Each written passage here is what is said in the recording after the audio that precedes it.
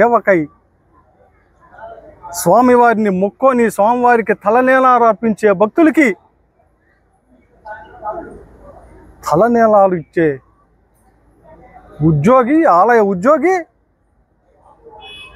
ఈ ఆలయంలో ఈవోల దగ్గర నుంచి, అర్చకుల దగ్గర నుంచి, ఉద్యోగ నియామకాల దగ్గర నుంచి మా ప్రభుత్వం ఉంది, మా ఎమ్మెల్యే ఉన్నాడు, మా మంత్రి ఉన్నాడు అని చెప్పి ఈరోజు గుళ్ళో చేసే దౌర్జన్యాలు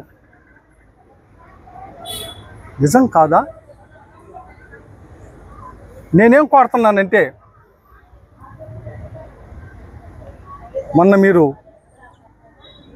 తిరుపతి లడ్డూకి ఈ ఆలయంలో సంప్రోక్షణ ఏ రకంగా చేశారో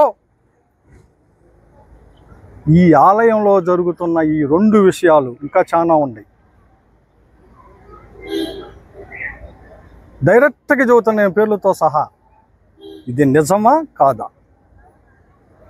ఎవరైనా పత్రికా విలేకరుగా పనిచేయచ్చు, పార్ట్ టైం జాబ్ చేసుకోవచ్చు.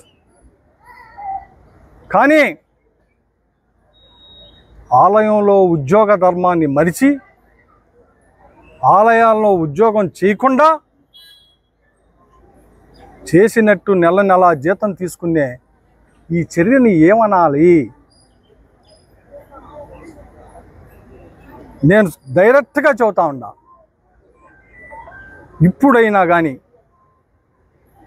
వారి మీద చర్య తీసుకొని ఈ సంప్రోక్షణలో భాగంగా వారిని తలనేలాలు తీసే దాంట్లో కూర్చోబెట్టినా సంతోషమే, లేదు ఈ ఆలయంలో పని చేయకుండా రిటైర్ అయ్యి పత్రికా విలేకరుగా చేసుకుంటావో, ఛానల్లే నడుపుకుంటావో, పార్టీలకే కొమ్ము కాస్తావో కాసుకో, తప్పేముంది? కేవలం